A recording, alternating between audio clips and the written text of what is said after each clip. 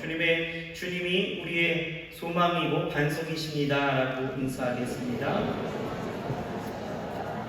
예, 우리 다시 한번 인사할까요? 부활의 영광과 소망으로 일어섭시다라고 인사하겠습니다. 예, 오늘 왜 이런 인사의 나눔이 있었는지 아시겠죠? 우리가 사랑하고 존경하는 우리 원로 목사님께서 5월 1일 하나님의 품 안에 안 계셨고 어제로 모든 장례가 은혜 가운데 잘 마쳤습니다. 이번 한 주는 그래서 우리에게 깊은 슬픔과 아쉬움 그리고 동시에 부활의 소망과 위로가 넘쳐나는 시간이었습니다. 생각해보면 하나님의 섭리하심이 참 놀랍죠. 장례 일정이 있어서 그 장례 시간적인 부분들과 또 날씨와 일기도 어쩜 그리 아름답게 역사하시는지 모든 일들이 하나하나 주님의 간섭하심이 있었습니다. 특히 어제는 학원하고 돌아오는 내내 이렇게 맑고 화창한 날을 주셔서 이 천국의 그 영광의 빛이 찬란하게 비추는 듯 그런 마음을 갖게 되어졌는데요. 사실 목요일부터 남부지방부터 비와 돌풍의 소식이 있어서 계속 날씨 예보를 지켜보고 있었는데 어제 날씨를 보면요 걱정한 것이 부끄럽게 하나님이 아주 좋은 날씨와 적당하게 부는 바람에 아주 감사했습니다. 여러분, 우리가 사랑하는 원로 목사님은 주님의 품에 안기셨지만 목사님께서 40년간 인천 순복음교회를 통해서 우리에게 가르치신 그 가르침과 사랑, 헌신과 섬김은 우리 가슴 속에 여전히 남겨져 있기에 죽으시는 그날까지 우리 모두 성경적 치료를 실천하면서 성령 운동하면서 예수 사랑 실천하면서 온전히 예수님을 따라가는 복된 삶이 되어야 할 줄 믿습니다. 우리 오늘 말씀 나누기 전에 먼저 우리 함께 예배하는 지구회와 반갑게 인사 나누겠습니다. 인천 순복음 행복하모니교회, 샬롬 글로벌하모니교회, 건강하모니교회, 국제하모니교회, 인천하모니교회, 대전하모니교회, 대전의 하모니처럼 비안마하모니교회, 영국성교 석회와 인터넷 방역사로 예배하는 모든 분들에게 주님의 위로하심과 그 소망이 풍성하게 일어날 줄 믿습니다. 아멘. 감사합니다. 우리 하나님 말씀 같이 보시겠습니다. 함께 읽은 본문 말씀은요 갈라디아서 6장 11절에서 18절까지의 말씀입니다. 갈라디아서 6장 11절에서 18절까지의 말씀을 보시겠습니다.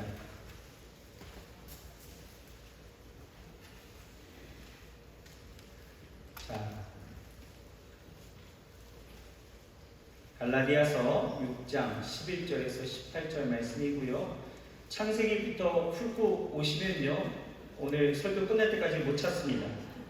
뒷부분 보시면 갈라디아서 있습니다. 다 찾으셨나요? 네, 우리 같이 함께 읽겠습니다. 시작. 내 손으로 너희에게 이렇게 큰 글자를 쓴 것을 보라. 무릇 육체의 모양을 내려하는 자들이 억지로 너희로 할례받게 함은 저희가 그리스도의 십자가를 인하여 핍박을 면하려 함뿐이라. 할례받는 저희라도 스스로 율법은 지키지 아니하고 너희로 할례받게 하려 하는 것은 너희의 육체로 자랑하려 함이니라. 그러나 내게는 우리 주 예수 그리스도의 십자가 외에 결코 자랑할 것이 없으니 그리스도로 말미암아 세상이 나를 대하여 십자가에 못 박히고 내가 또한 세상을 대하여 그러하니라. 할례나 무할례가 아무것도 아니로되 오직 새로 지으심을 받은 자 뿐이니라. 무릇 이 규례를 행하는 자에게와 하나님의 이스라엘에게 평강과 긍휼이 있을지어다. 이후로는 누구든지 나를 괴롭게 말라. 내가 내 몸에 예수의 흔적을 가졌노라. 형제들아, 우리 주 예수 그리스도의 은혜가 너희 심령에 있을지어다. 아멘.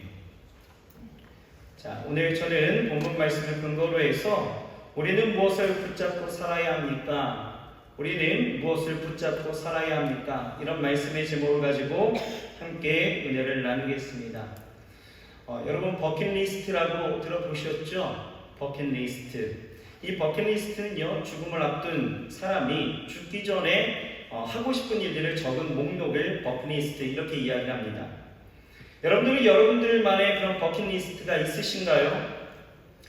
주로 보게 되어지면 많은 사람들이 자신의 일상에서 평소 하지 못했던 일들을 버킷리스트로 적게 되어지는데, 그래서 어떤 사람은요, 한국 땅을 벗어난 적이 없어서 TV로만 보았던 그 세상의 그 좋은 비경들을 눈으로 직접 보고자 세계 여행을 해봐야 되겠다. 세계 여행이 안 된다면 제주도라도 가야 되겠다 하는 분들도 있고요. 어떤 분들은 뭐 스쿠버 다이빙을 하겠다, 뭐 아니면 스카이 다이빙을 하겠다, 뭐 이런 사람들도 있습니다. 요즘 청년들 보면 바프라고 이야기하죠. 바프가 뭔지 아십니까? 바프, 바디 프로필이죠. 바디 프로필.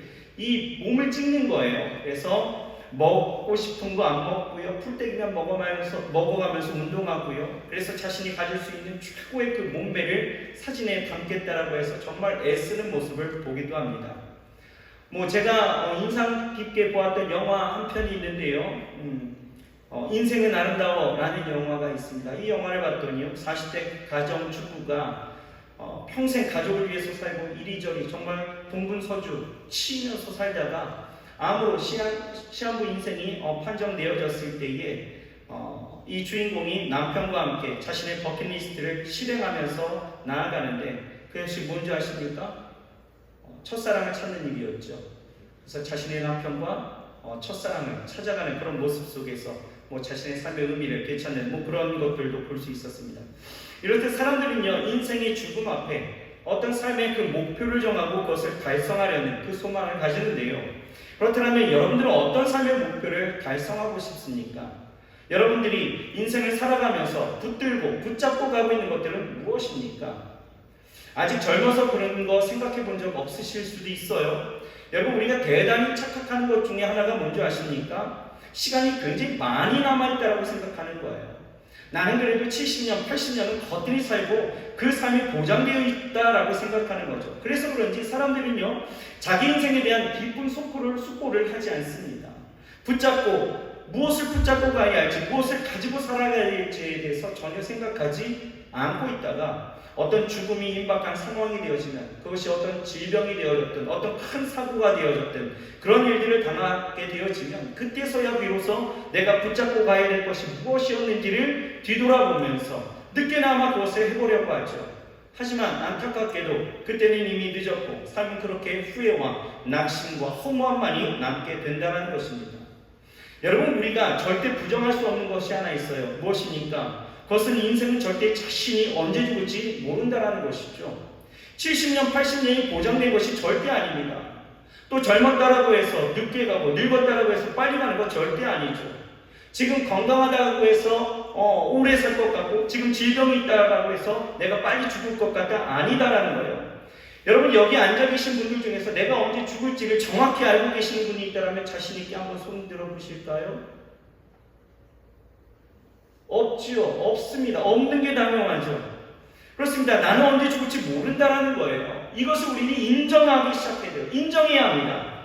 그러하기에 우리는 매일매일의 나의 삶이 마지막인 것처럼 준비하고 내가 무엇을 잡고 살아가야 될지를 분명하고 확실하게 우리는 붙잡고 살아가야 된다는 것입니다.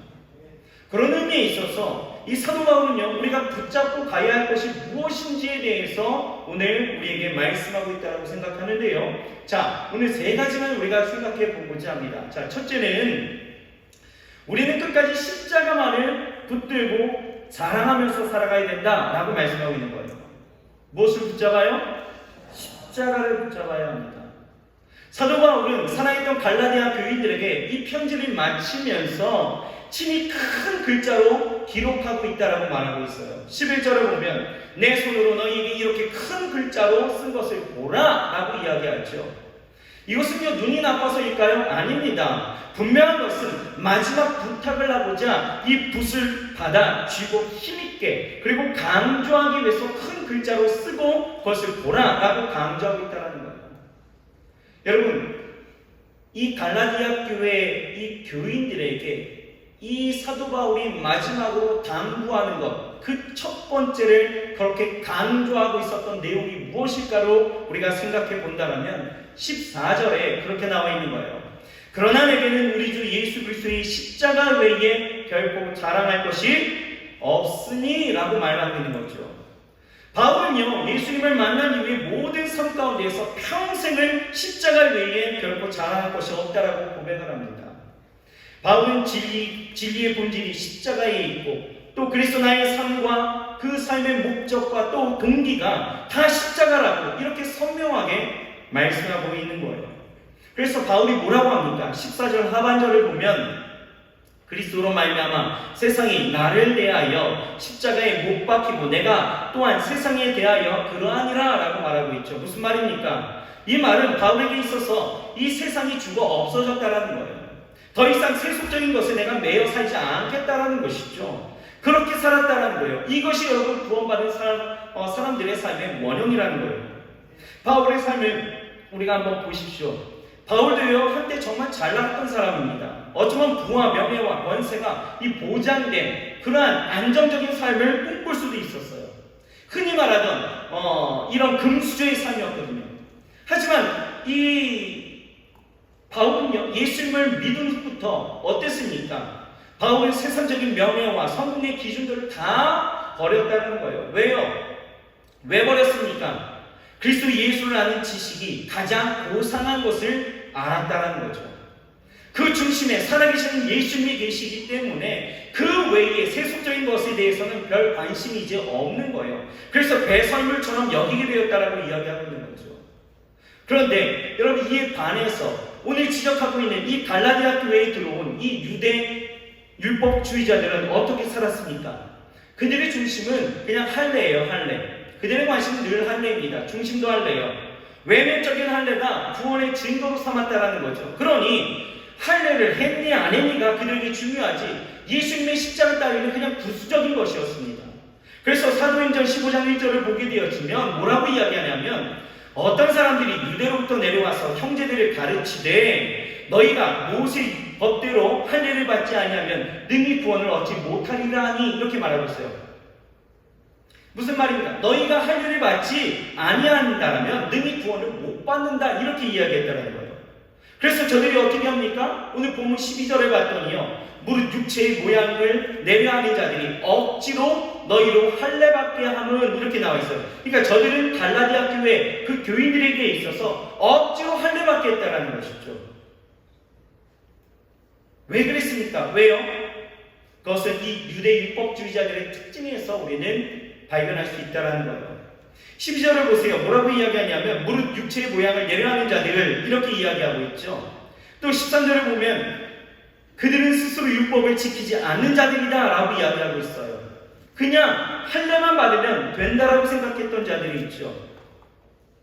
여기서 우리가 알 수 있는 그 특징이 바로 무엇입니까? 바로 그들은 인간적인 그런 거치대를 중요시 여겼던 그냥 중심이 없었던 자들이었다라는 것입니다.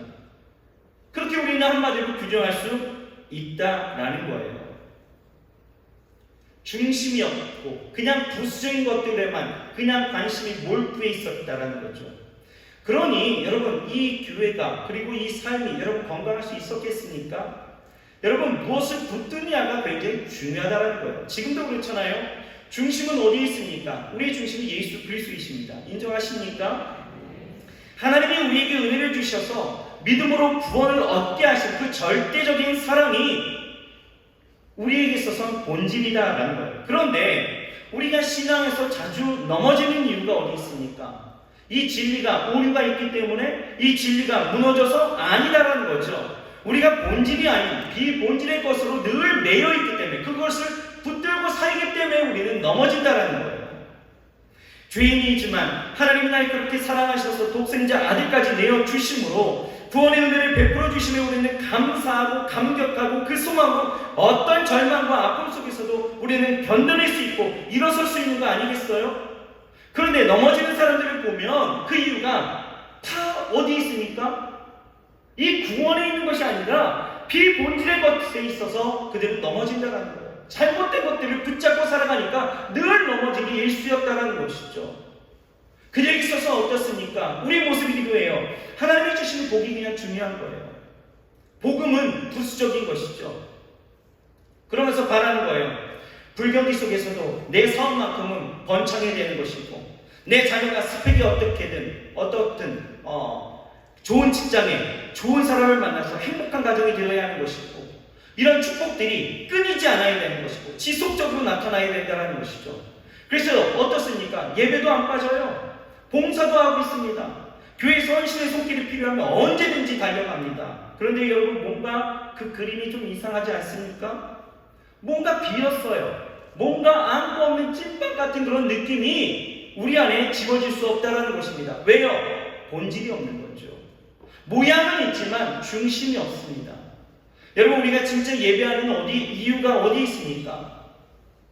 우리가 하나님 앞에 예배하는 이유는요, 하나님 주시는 은혜와 구원의 감격, 날마다 내 삶을 간섭하셔서 나를 변화시키시고 나를 복 있는 자의 그 자리로 옮기신 그 은혜가 감사하고 또 감격되고, 또 비록 무화과 나무에 열매가 없고 외양간에 소가 없을지라도 여호와 하나님이 나의 하나님이라는 그 존재적 실제 앞에 내가 감사로 나아가는 것, 그저 감사와 기쁨으로 나아가는 것이 예배 아니겠습니까?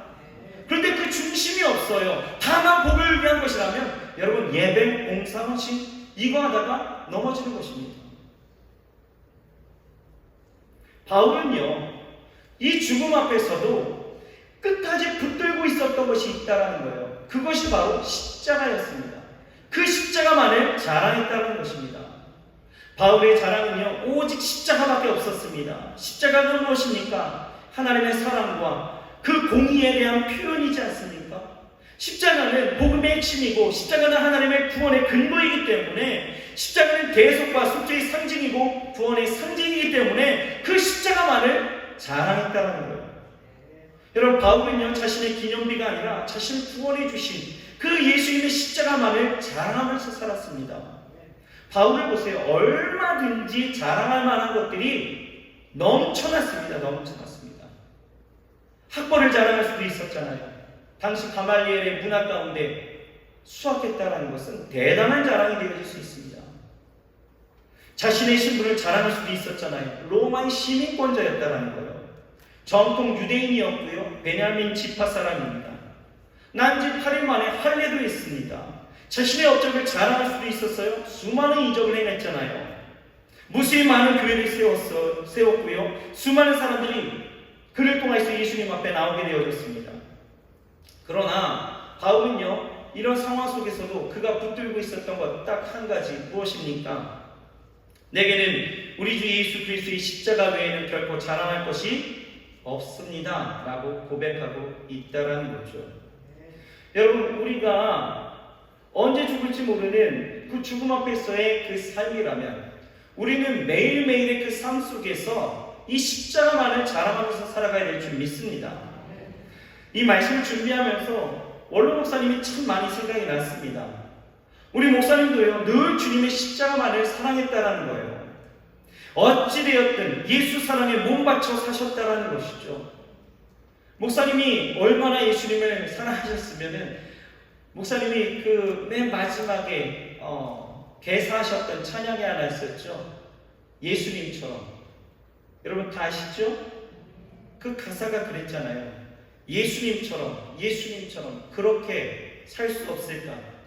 남을 위하여 당신의 온몸을 온전히 버리셨던 것처럼 그 주의 사랑은 베푼 사랑, 값없이 주는 사랑, 그것을 그렇게 노래하면서 목사님의 그 마음을 여기에 담아냈다라는 거예요. 여러분, 우리도 날마다 십자가만을 자랑하면서 살아야 될 줄 믿습니다. 그런데 우리는요, 살아가면서 참 다양한 것들을 자랑하고 있어요. 이 경쟁사회라는 그 특성이 있어서 그런지 몰라도 다른 사람보다도 좀 더 많이 가졌고 좀 더 앞서가거나 좋은 것들이 있다면 우린 참 자랑하기가 바쁩니다. 어느 학교를 나왔고 얼마나 돈을 벌었고 무슨 일을 하고 있고 아이들이 어떻게 출세시켰고 이런 것들, 그리고 자신의 그 자랑거리를 만들기 위해서도 얼마나 일평생 그것을 붙잡고 살아가고 있습니까? 우리가 지금 이 유대주의자들, 이 종교주의자들과 함께 우리가 이러한 것들, 본질이 아닌 그 다른 것을 우리가 붙잡고 살아간다면요, 우리가 버킷리스트를 준비하고도 나중에 그것을 알지 못해서 나중에야 그것을 해보려고 했지만 아무것도 하지 못한 채 후회와 낙심이 남는 그런 인생처럼, 여러분, 우리가 이런 비본질의 것들, 다른 것들을 우리가 붙잡고 살아간다면 여러분, 우리는 후회와 낙심입니다. 그 인생을 잘 살았다 누구도 평가할 수가 없다라는 거예요. 여러분, 우리가 이 한 달 한 달을 살아가면서 우리는 무엇을 붙잡고 살아가야 될지 다시 한번 생각해야 될 줄 믿습니다. 바라기는 여러분 십자가만을 자랑하시길 바랍니다. 예수님께서 여러분들을 위해서, 나를 위해서 그렇게 그 십자가를 통하여 그 영광 가운데 일어나셨다는 거예요. 여러분, 우리가 그 십자가를 자랑하지 않고 다른 것을 자랑한다면 우리는요, 인생이 조금 헛된 그 삶으로 나아가는 것 우리는 생각해야 합니다. 그러므로 매일매일의 삶 속에서 우리 원로 목사님처럼, 이 사도 바울처럼, 예수님처럼 십자가만을 자랑하고 예수 그리스도의 그 사랑과 은혜 가운데 살아가야 될 줄 믿습니다. 둘째는요, 예수님의 흔적을 붙잡았다라고 이야기하고 있어요. 예수님의 흔적을 붙잡았다. 첫째는 십자가를 붙잡았고요. 두 번째는요, 예수님의 흔적을 붙잡았다. 흔적, 스티그마라고 이야기하죠. 저희 아버님은 군인이셨습니다. 그래서 저희 아버님이 옛날에 살아계셨을 때 아버님의 손목에는요, 그 전쟁의 상처가 남겨져 있었어요. 그래서 손목 안쪽에 이 총상이 있었는데요, 어릴 때 이 아버지한테 늘 궁금해서 질문했습니다. 아버지, 이건 뭐예요? 아빠, 왜 이렇게 여기에 상처가 있어요? 라고 질문하면 아버지는 그 베트남 전쟁을 참전하셨거든요. 그래서 그때 얻었던 상처인데 그 상처에 대해서 물으면 그때를 생각하시면서 이게 살아남은 자의 영광의 상처다, 이렇게 이야기를 하셨거든요. 바울은요, 자신의 그 삶에, 그 몸에 남겨져 있는 그 상처를 바라보면서 이것이 바로 예수 그리스도의 흔적이다 라고 이야기를 하고 있습니다. 17절을 같이 한번 읽어볼까요? 17절 같이 한번 읽어보겠습니다. 시작. 이후로는 누구든지 나를 괴롭게 말라. 내가 내 몸에 예수의 흔적을 가졌노라. 바울은요, 복음을 전하다가 사실 수많은 괴로움을 당했습니다. 그는 40의 감한매를 3번이나 맞았죠. 돌에 맞아서 죽은 줄 알고 시체처럼 밖에 내던져졌는데 다시 살아나기도 했습니다. 무수한 항해를 하면서 죽을 고비를 수없이 넘겼고요. 광야의 위험과 동족의 위험과 이방인의 위험과 산의 위험과 강의 위험을 당하였습니다. 이것들에 의해서 포기하고 정말 꺾이다 생긴 이 상처, 이 흔적,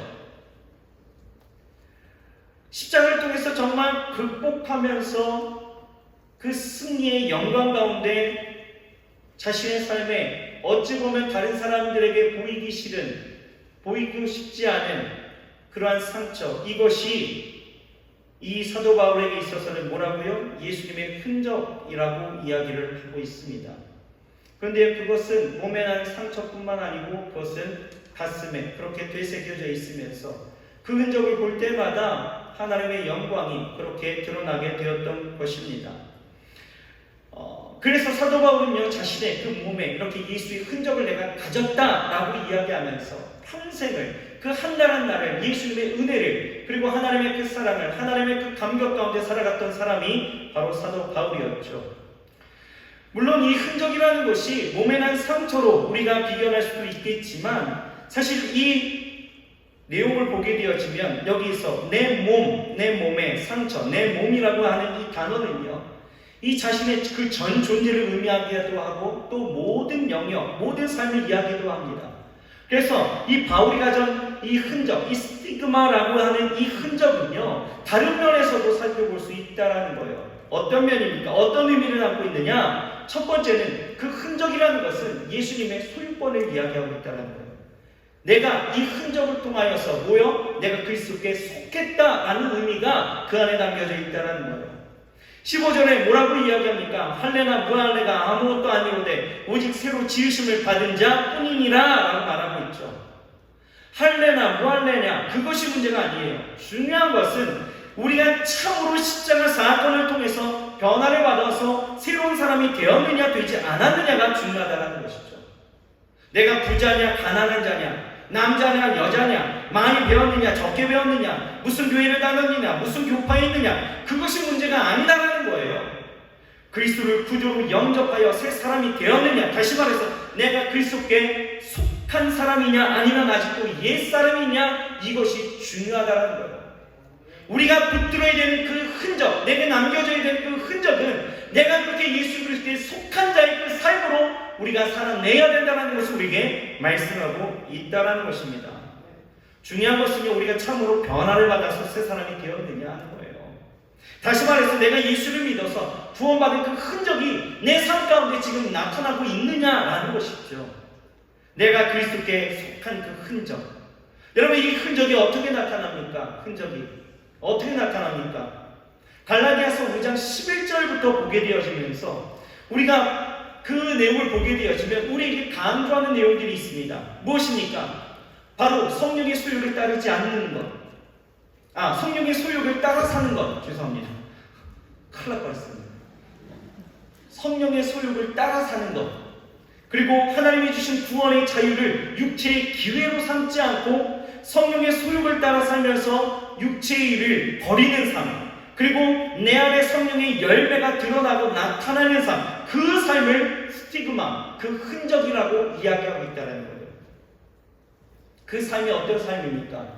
그 삶. 자, 16절. 우리 성경을 덮으셨으면요, 회개하는 마음으로 빨리 피십시오. 그리고 갈라디아서 5장을 피시면서 그 앞장 한 장 넘기시면 되겠죠? 16절부터 우리 천천히 읽어보면서 여러분, 우리는 생각해야 되는 거예요. 내가 그리스도께 내가 속한 흔적이 내 삶 가운데 어떻게 드러나고 나타나고 있는지를 생각해 보자라는 거예요. 자, 16절 피셨나요? 자, 16절부터 한번 읽어보겠습니다. 마지막 절까지 천천히 읽으세요. 생각하면서 읽으십시오. 시작. 내가 이르노니 너희는 성령을 쫓아 행하라. 그리하면 육체의 욕심을 이루지 아니하니라. 육체의 소욕은 성령을 거스리고 성령의 소욕은 육체를 거스르면 이 둘이 서로 대적함으로 너희의 원하는 것을 하지 못하게 하려 함이니라. 너희가 만일 성령의 인도하는 바가 되면 율법 안에 있지 아니하리라. 육체의 일은 현저하니 곧 음행과 더러운 것과 호색과 우상 숭배와 술수와 원수를 맺는 것과 분쟁과 시기와 분냄과 당짓는 것과 불리함과 이단과 투기와 술취함과 방탕함과 또 그와 같은 것들이라. 전에 너희에게 경계한 것 같이 경계하노니 이런 일을 하는 자들은 하나님의 나라를 유업으로 받지 못할 것이요 오직 성령의 열매는 사랑과 희락과 화평과 오래 참음과 자비와 양성과 충성과 온유와 절제니 이 같은 것을 금지할 법이 없느니라. 그리스도 예수의 사람들은 육체와 함께 그 정과 욕심을 십자가에 못 박았느니라. 만일 우리가 성령으로 살면 또한 성령으로 행할지니 헛된 영광을 구하며 서로 격동하고 서로 투기하지 말지니라. 여러분, 이 구절만 읽어도 여러분, 우리가 남겨야 될 그 예수 그리스도의 흔적이 무엇인지 아시겠습니까? 내가 예수 그리스도께 속하여서 내가 그 속한 자의 그 삶으로 살아갈 때에 이러한 삶의 원형들이 우리 가운데 드러나게 되어지는 것이고, 이것을 내가 예수 그리스도의 흔적으로 우리가 갖고 살아가야 되니 여러분, 우리가 살아가야 되는, 우리가 붙들고 가야 되는 일인 줄 믿으시길 바랍니다. 여러분, 이 흔적이 있다는 것은 또 어떤 의미가 있습니까? 두 번째는 주제권이 있다는 거예요. 주제권. 종으로서의 흔적이죠. 종입니다. 여러분, 전쟁이나 가난으로 노예가 된 사람들에게 있어서는 인을 찍었습니다.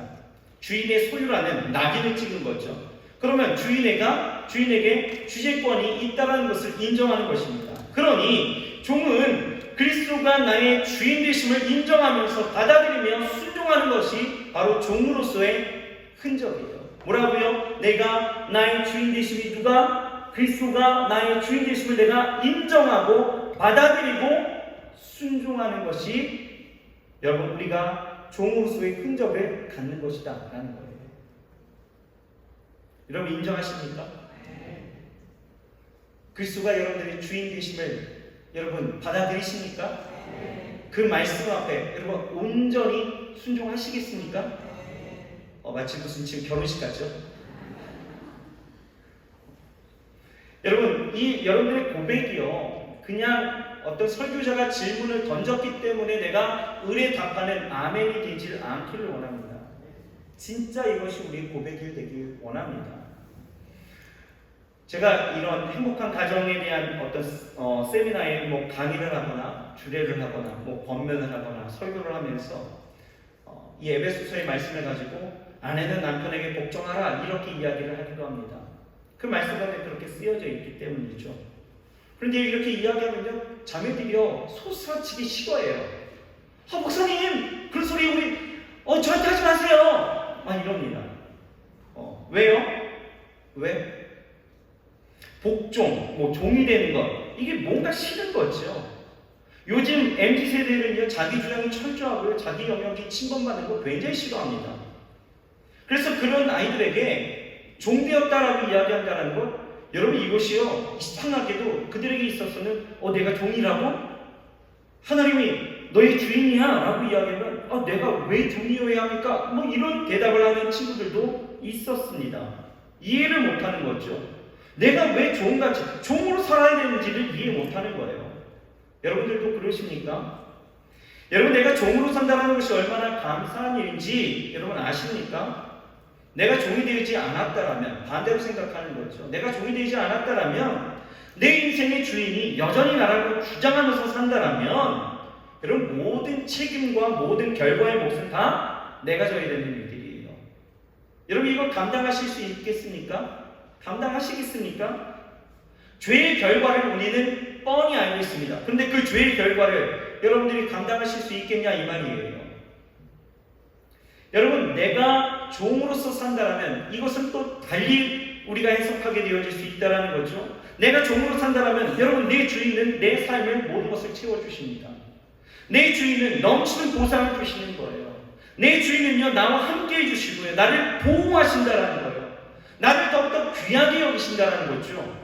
여러분, 실제로 그랬습니다. 성경에 보면 귀뚫은 종의 그러한 규례가 있었습니다.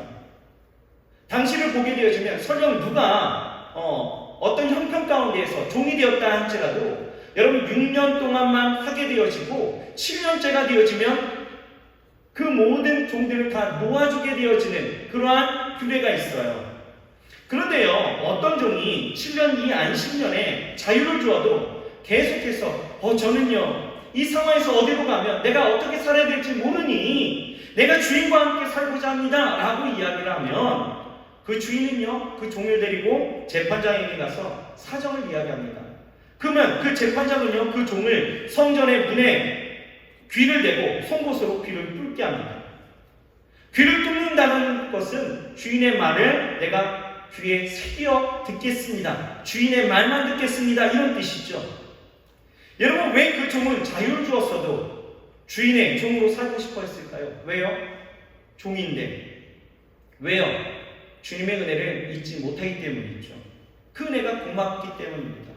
참 주인을 만났기 때문이죠. 좋은 주인을 만났다는 거예요. 그래서 주인은 그 귀뚫은 종은요 사실상 정말 양자처럼 생각하는 거예요. 양자로 삼습니다. 그에게 더 큰 은혜를 누리게 하였고요. 그렇게 귀뚫은 종은 더 이상 억지로 노동하지 않고요. 종노릇하지 않고 그렇게 자발적으로 그 은혜로 감사로 주인을 섬기게 되었다라는 것입니다. 여러분, 바울이 지금 그런 거예요.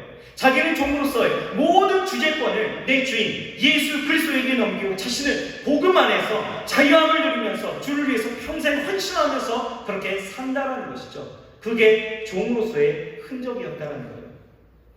여러분은 삶의 영역에서 그 흔적을 남기고 있으십니까?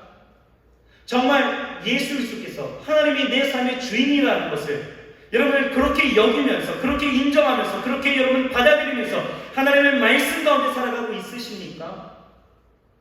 여러분, 내 삶을 보세요.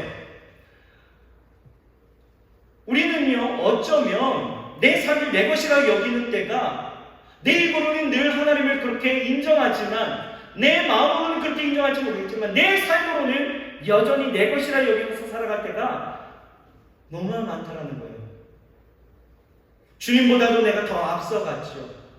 그러면서 주님이 나를 따라오기를 계속해서 간구하는 거예요. 왜 내 이야기를, 왜 내 뜻을 들어주지 않냐고. 여러분 이것이 결코 여러분 종의 흔적이겠습니까? 아니죠. 아니죠. 종으로서의 흔적은 주님이 나의 주인 되심을 인정하는 것입니다. 내 삶의 모든 영역이 그 어느 것 빠짐없이 다 주인의 것으로 여기면서 살아가는 것이 여러분 그것이 종의 흔적인 거예요. 그런데요 우리는요 사울과 같이 할 때가 참 많이 있습니다. 사울이 아말렉 전쟁 가운데서 어떻게 합니까? 하나님이 다 진멸하라고 이야기하죠. 그런데 이 사울이 어떻게 합니까? 자기가 보기에 좋은 것을 다 내버려두는 거예요. 그리고 나머지 것들은 다 진멸했죠. 사무엘이 가서 그랬습니다. 왜 그것을 남겨뒀냐라고 얘기했더니 핑계합니다. 어떻게 해요? 이거 하나님 앞에 드리려고 했다고. 자기가 보기에는 그것이 좋은 것이었기 때문에 남겨두었다라는 거예요. 여러분 이것이 결코 종의 모습입니까? 아니다라는 거예요. 우리가 그래요. 우리가 내 삶 가운데서 내 삶의 영역 가운데서 모든 것이 하나님의 것입니다 라고 우리는 고백하지만 정말 내 삶 가운데서 하나님이 주인 되심을 우리는 그렇게 나아가지 않는다는 거죠. 내 것을 챙겨두고 또는 내 삶의 어떤 영역은 절대로 하나님 앞에 손해보지 않고 하나님 앞에 내어드리지 않고 다른 것은 내어드리는 그런 부분들이 분명히 있다라는 것입니다. 여러분 하나님 앞에 온전한 것을 드릴 줄 아는 그리고 그 말씀 앞에 순복하여 살아갈 수 있는 그 종된 삶의 흔적들이 우리 가운데 있어야 될 줄 믿습니다. 여러분 어떤 상황 가운데서도 하나님의 말씀 가운데 그리고 나의 삶의 모든 영역 가운데 하나님이 간섭하시고 하나님이 역사하심을 여러분 기다리시길 바랍니다. 그리고 하나님이 만지심에 여러분 그 뜻대로 살아갈 수 있는 그 종의 흔적을 갖는 저와 여러분이 되어야 할 줄 믿습니다. 우리 원로 목사님이 그랬잖아요. 성경적 치료를 실천하시면서 예수님의 흔적을 그 삶에 남기셨다는 거예요. 제자들을 가르치셨죠. 오직 예수를 위해서 사셨고 주님 품에 그렇게 안기셨다는 거예요. 우리도 바울처럼 우리 원로 목사님처럼 정말 예수님의 그 흔적, 하나님이 내 삶의 주인 되심에 대한 그 흔적, 이것이 매일매일의 삶에 내 삶의 모든 곳곳에 여러분 이것이 온전히 녹여내야 될 줄 믿습니다. 여러분 붙잡고 가야 될 것은 흔적이다 라는 거예요. 마지막 셋째입니다. 세 번째 우리가 붙잡고 가야 될 것은 우리는 축복하는 기도를 붙잡아야 합니다. 무엇을 붙잡아요? 축복하는 기도를 붙잡아야 합니다. 첫째는 우리가 십자가를 붙잡아야 되고요. 두 번째는 예수의 흔적을 붙잡아야 합니다. 그리고 우리가 매일의 삶 속에서 무엇을요? 축복하는 기도를 붙잡고 살아가야 합니다. 자, 이제 이 사도 바울은요 갈라디아서를 마감하면서 무엇을 했습니까? 바울은요 기도를 하게 되어집니다. 특히 바울은 자신의 안위와 축복을 위해서 기도하는 것이 아니었습니다. 교회를 위해서, 성도들을 위해서 축복하면서 그 은혜를 흘려보내고 있었다는 거예요. 자, 18절을 우리가 같이 한번 읽어볼까요? 18절 시작. 형제들아 우리 주 예수 그리스도의 은혜가 너희 심령에 있을지어다. 바울은 이 서신을 마감할 때에 기도로 특별히 축복하면서 마감했다라는 것이죠. 여러분 우리의 인생이 그랬으면 좋겠습니다. 매일 삶 가운데에서 우리의 삶의 마감을 축복하는 기도로 마치면 좋을 것 같습니다. 사도 바울은요 그렇게 살았습니다. 갈라디아서를 봐도요, 갈라디아서 우리가 맨 마지막에도 이렇게 축복하는 기도로 마쳤는데요, 특징적인 것은 이 바울의 서신의 모든 부분들이 다 그래요. 이 뒤에 있는 바로 앞에 있는 고린도 후서 13장 13절을 봐도요 뭐라고 이야기하냐면 주 예수 그리스도의 은혜와 하나님의 사랑과 성령의 교통하심을 축도하는 거죠. 우리 목사님들이 하면 너희 무리와 함께 있을지어다. 축복하면서 기도했다라는 거예요. 또 갈라디아서 뒤에 있는 에베소서 6장 24절을 봐도요 우리 주 예수 그리스도를 변함없이 사랑하는 모든 자에게 은혜가 있을지어다 축복합니다. 또 그 다음에 있는 빌립보서 4장 23절을 봐도요 주 예수 그리스도의 은혜가 너희 심령에 있을지어다. 역시 기도로서 마감을 합니다. 그 외에도 골로새서, 데살로니가서, 또 디모데서, 디도서도 다 기도로 마감하고 있다는 거예요. 축복의 기도로. 여러분 예수님도 그랬잖아요. 이 땅의 삶을 마감하실 때에 마지막에 어떻게 하십니까? 축복하면서 기도로 마감하셨다는 거예요. 여러분 여기서 우리가 깨닫는 게 있죠. 뭡니까? 바로 우리 신앙생활하면서 놓치지 말아야 될 것을, 우리가 붙잡고 가야 될 것은 바로 기도이고, 그 기도는 축복하면서 기도하는 것이 되어야 한다라는 것입니다. 자, 그러면 여러분 어떤 내용을 축복하면 되어질까요? 어떤 내용으로? 오늘 사도 바울은요 3가지를 축복하면서 기도를 합니다. 첫 번째는요 평강이에요. 평강. 16절 말씀 우리 같이 한번 읽어보겠습니다. 16절 시작. 무릇 이 규례를 행하는 자에게와 하나님의 이스라엘에게 평강과 긍휼이 있을지어다. 이 규례를 행하는 자에게와 하나님의 이스라엘에게 무엇이요? 평강이 있기를 원했다는 거예요. 평강. 여러분 이 세상 가운데서 가장 큰 복은 무엇입니까? 라고 질문을 던진다라면 우리는 단연코 구원입니다 말할 수 있습니다. 그런데 구원을 제외하고 우리가 갖게 되어지는 가장 큰 축복은 무엇입니까? 라고 이야기한다면 우리는 평강을 이야기할 수 있습니다. 여러분 생각해보세요. 물질 많으면 뭐 할 겁니까? 물질 많으면 행복할 것 같죠? 약간 지금 웃음을 짓는 분들이 몇 분 계시는 거예요. 그런 것 같다라는 거죠. 그렇죠? 여러분 권력이 있으면 행복할 것 같죠? 어딜 가나 막 사람들이 굽신굽신거리고요. 막 인사도 딱 90도로 하고요. 막 좋을 것 같죠? 여러분 하지만 제 아무리 좋은 것, 모든 것을 가졌다 할지라도 여러분 마음의 평강이 없으면 다 소용없습니다. 그렇지 않습니까? 진시 황제가 그렇게 좋은 중국의 황제가 되었어도 여러분 건강에 대한 그 염려, 그 근심과 걱정이 있게 되어지니까 어떻습니까? 마음의 평강을 잃어버리니까 40세에 죽어버리는 거예요. 단명하게 되어지죠. 아무 소용없습니다. 여러분 사람이 평강이 없으면 늘 불안과 염려, 근심과 걱정 가운데서 건강한 삶을 살 수가 없는 거예요. 제 머리를 보면요 가운데가 하얗습니다. 그래서 자주 듣는 질문 중에 하나가 목사님 거기만 브릿지를 하셨습니까? 라고 이야기를 해요. 제가 청년 목회를 하다 보니까 이런 괴짜도 이런 괴짜 목사가 있는갑다 하고 가운데 이렇게 거기만 브릿지를 했다라고 생각하시는 것 같아요. 근데 저 그렇게 괴짜는 아닙니다. 이게요 그런 거 있죠. 원형 탈모라는 것도 있잖아요. 그것처럼 저에게는 이 스트레스라는 것이 원형 이 뭐죠? 하얗게 되는 거 새치로 이렇게 오게 되어졌고 여기만 하얘요. 저에게는 이것마저도 스트레스입니다. 굉장히 어려워요. 여러분 사람이 평강이 없으면 어렵습니다. 그래서 예수님께서 이 땅 가운데 오시면서 가정을 방문하시든지 또 이 세상의 모든 사역을 마치시고 부활하실 때에도 우리에게 말씀하신 것이 있어요. 무엇입니까? 너희에게 평강이 있을지어다. 우리에게 주시는 가장 큰 축복은 뭐다? 평강이다라는 거예요. 평강이다.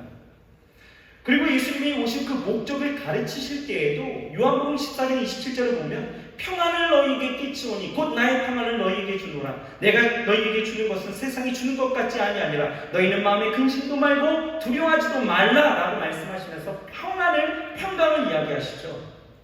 그런데 여러분 우리는 이 평강을 잘 이해해야 합니다. 무슨 말이냐? 세상의 평강과 하나님이 주신 평강은 다르다는 거예요. 절대적으로 다릅니다. 여러분 세상이 주는 평강은요 어떻습니까? 무엇입니까? 예를 들면 이런 거예요. 우리가 복권에 당첨되었다고 생각해 보세요. 미국의 메가볼을 보면 어떤 때는 누적 금액이 몇 천억입니다. 몇 천억. 이건 굉장히 놀랍지도 않은 일이죠. 여러분들 뭐 집안에 매출도 있나 봅니다. 몇 천억이 되는 거예요. 근데 뭐 그거는 여러분 현실성이 없으니까 우리 한국에 대한 이해로 우리가 생각해 본다라면 여러분 약 100억짜리 1등 혼자 당첨된 거예요. 그래서 100억짜리 복권에 당첨됐다고 생각해 보십시오. 상상해 보세요. 좋으시죠? 그리고 월요일이 딱 되어져서 은행문이 열리자마자 농협 중앙회 서대문 본점에 가고 100억짜리 그 수표를 받았습니다. 수령했어요. 어떻습니까? 좋죠. 싫다고 하는 사람도 이상한 사람입니다. 좋습니다. 마음이 어느 때보다도 흐뭇하고 평안할 것 같아요. 왜요? 이 돈만 있으면 내 지위도 확고해지는 거고요. 내 사업도 든든해질 수 있어요. 집도 살 수 있고 차도 살 수 있습니다. 여러 가지 좋은 점이 이만저만이 아닌 거예요. 그런데요, 이런 것은 세상적인 평안이죠. 문제는 어디에 있습니까? 세상의 평강이라는 것은 그것들이 사라질 때에 함께 사라지고 만다라는 거예요. 100억을 가진 사람이요, 사업이 흔들려서 95억을 잃어버렸다고 생각해 보십시다. 얼마 남았어요? 얼마요? 5억이 남았잖아요. 뭐 그렇게 어렵게 생각하십니까? 그렇죠? 5억이 남았어요. 여러분, 이런 상황이 어떻습니까? 와, 아직은 5억이네. 뭐 이렇습니까? 이런 사람 없어요. 못 견디는 거죠. 가슴을 치는 거예요. 왜요? 이것이 세상이 주는 평강의 단점이다라는 거예요. 잃어버리면 사라지는 거예요. 하지만 하나님이 주신 평강은 다르죠. 내가 무엇을 하고 얻었기 때문에 누리는 것이 아니라 하나님이 우리가 노력해야 될 모든 결과를 이미 십자가에서 다 이루셨어요. 나의 과거의 지은 죄, 잘못된 생각, 남을 속인 것, 뭐 여러 가지의 것들을 십자가의 은혜로 내게 거두신 그 선물로 모든 것을 주셨다는 거예요. 이 평강의 주관자는 내가 아니라 하나님이시기 때문에 내 상황과 조건이 흔들리는 그런 평강은 절대 아니라는 거죠. 그런데 여러분, 주위를 잘 둘러보세요. 세상에는요, 평강이 필요한 사람들이 너무나 많다는 거예요. 가졌다가 잃어버린 사람들 너무나 많이 있습니다. 건강을 가졌다가 잃어버린 사람들, 질병 가운데 있는 사람들, 죄로 인해서 자신의 그 악함을 깨닫지 못하였다가 죄의 굴레 속에서 불안과 염려 가운데 살아가는 사람들, 이런 사람들을 위해서 우리는 어찌 해야 됩니까? 무엇을 해야 합니까? 우리는 축복해야 된다는 거예요. 어떻게 해요? 평강으로 축복해야 된다는 것입니다. 이런 사람들을 위해서 우리는 너희 심령에 주의 은혜가 있기를 원하노라. 평강이 너에게 있을지어다. 우리는 기도해야 된다는 것입니다. 우리가 해야 될 평생의 사역이 있다라면 이렇게 평강을 전해줄 수 있어야 된다는 거예요. 아멘이십니까? 평강을 주어야 합니다. 위로와 소망을 줄 수 있어야 된다는 거예요. 두 번째는 뭡니까? 긍휼이에요. 16절에 동시에 나오게 되어지죠. 평강과 긍휼이라고 이야기하고 있어요. 우리는 긍휼하심을 얻도록 기도해 주어야 합니다. 여러분, 우리는 사람들에게 긍휼함을 얻는 것보다 하나님의 긍휼함을 얻어야 되는 거예요. 사람에게 없는 긍휼은요, 어떻게 보면 부차해 보이기도 하고요, 자존심이 상하는 일들이 되어집니다. 야, 네 형편에 그런 거 따질 때냐? 라고 하면서 피자를 먹으면서도 단장의 필요 때문에 자존심을 굽혀가면서 다른 이의 긍휼을 얻는다는 것은 사실 마음이 즐겁지가 않는다는 거죠. 하지만 하나님의 긍휼을 잊는다는 것은 다른 이야기입니다. 하나님의 긍휼은 구원의 연속이 되어지고 나의 삶을 보다 복되고 힘있게 하시면서 나의 약함을 강함으로 이끄시는 강력한 힘이기 때문에 어렵고 힘든 형편의 일들을 보면 우리는 어떻게 해요? 기도해 줘야 된다는 거예요. 하나님의 긍휼하심이 하나님의 이스라엘에게 있기를 소망하며 기도해 줘야 되는 것입니다. 오늘 이러한 연약한 자들을 위해서 여러분 기도하시길 바랍니다. 힘겹게 살아가는 자들을 위해서 여러분 기도해 주시길 바랍니다. 위로가 필요하고 하나님의 손길이 필요한 자들을 위해서 여러분 기도해 주시기 바랍니다. 특별히 가정의 달이 있죠. 부모님들과 여러분 자녀들을 위해서 기도해 주시길 바랍니다. 그리고 우리 원로 목사님의 사모님과 자녀들의 그 가정을 위해서 여러분 기도해 주시길 바랍니다. 슬픔을 당한 이들에게 하나님은 긍휼을 통하여서 소망과 능력으로 일하실 줄 믿습니다. 셋째는요, 심령에 은혜가 있기를 축복해야 된다는 거예요. 18절 말씀 보시죠. 우리 좀 아까 읽었잖아요. 예수님의 은혜가 심령에 있기를 기도하고 있다는 거예요. 지금 이 할례에 대한 문제로 분별력을 잃어버린 갈라디아 교회 성도들, 분명한 복음의 자유와 구원이 무엇인지를 알기를 원하는 이 바울은요, 그들에게 무엇이 있기를요? 심령에 은혜가 있기를 축복하고 있다는 거예요. 여러분, 그렇습니다. 사람은요, 인생의 은혜를 받아야 제대로 살 수 있는 거예요. 분별력도 심령에 은혜가 있어야 가능한 것이고요, 믿어지는 것도, 믿는 것도 은혜가 있어야 가능한 거예요. 하나님의 일을 하고 어떤 상황 가운데서도 기쁨으로 감당할 수 있는 것도 은혜가 있어야 가능한 일입니다. 그러니 여러분, 우리는 늘상 그 은혜를 바라고 그 은혜를 기도해 줄 수 있어야 되는 거예요. 여러분, 평생 은혜로 살았던 이 사도 바울은요, 이 은혜의 중요성을 알았습니다. 그래서 고린도전서 15장 10절에 뭐라고 이야기하느냐? 우리 좀 아까 가셨네요. 우리 그 솔리스트가 찬양했잖아요. 나 된 것은 다 하나님의 은혜라. 나이 되는 것은 다 하나님의 은혜라. 사람은 심령의 은혜가 넘치면요 천사처럼 되어집니다. 하지만 은혜가 떨어지면 마귀가 되어지는 거예요. 여러분 주변의 사람들을 보세요. 혹시 여러분들에게 마귀처럼 대하십니까? 그러면 여러분 같이 대항할 이유가 없어요. 우리는 기도하면 되는 거예요. 어떻게 해요? 심령의 은혜가 있기를 기도하면 되는 거예요. 여러분들 괴롭히는 사람이 있습니까? 여러분들을 어렵게 하는 그런 사람들이 있어요? 그 관계 때문에 이거 어떡하지? 저 사람 때문에 회사를 그만둬야 되나 말아야 되나 뭐 이런 생각하십니까? 여러분 그 생각하기 전에 뭐 해야 돼요? 그 심령의 은혜가 있기를 기도하시면 되는 거예요. 여러분 예수님 죽으실 때 보세요. 한편 강도가 예수님의 은혜를 받기 전에는 같이 막 조롱하고 욕하지 않았습니까? 그런데 그가 은혜를 받으니 어떻습니까? 이렇게 고백이 달라지죠. 주님 나가 임하실 때 나도 그곳에 있기를 원합니다. 여러분 은혜가 있으면 되는 거예요. 심령의 은혜가 흘러야 합니다. 여러분 고인 것은 썩기 마련이죠. 여러분들 안에 여러분들이 받은 그 은혜가 가득하지만 그것을 흘려보내지 않고 축복하지 않고 그냥 내버려 두신다면, 내 은혜로 내가 족합니다 하고 내 은혜로만 여러분 만족하면서 살아간다면 여러분 썩습니다. 죽은 물이에요.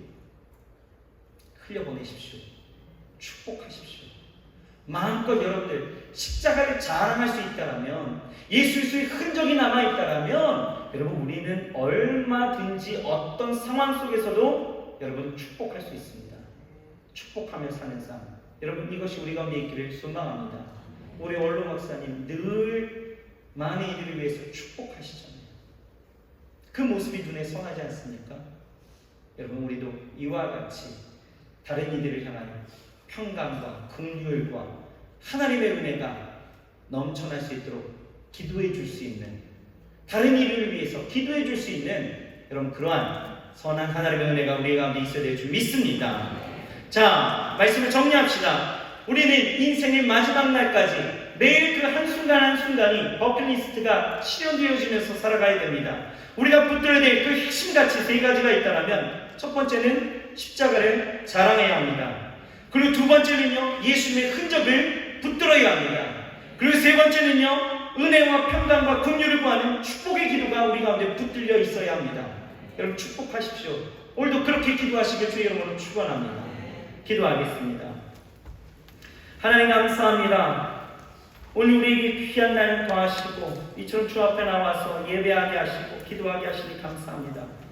하나님, 우리가 이 땅을 마치는 그 순간까지 놓치지 말고 붙잡고 가야 될 것들이 있다면 십자가와 예수의 그 흔적과 하나님을 축복하는 기도인 줄 믿사오니, 하나님 오늘 우리 성도님들 아버지 하나님이여, 예수 그리스도 안에서 십자가를 자랑할 수 있게 하시고 예수의 흔적을 갖게 하시고 축복하며 나아갈 수 있도록 역사하여 주옵소서. 예수님의 이름으로 감사하며 간절히 기도합니다.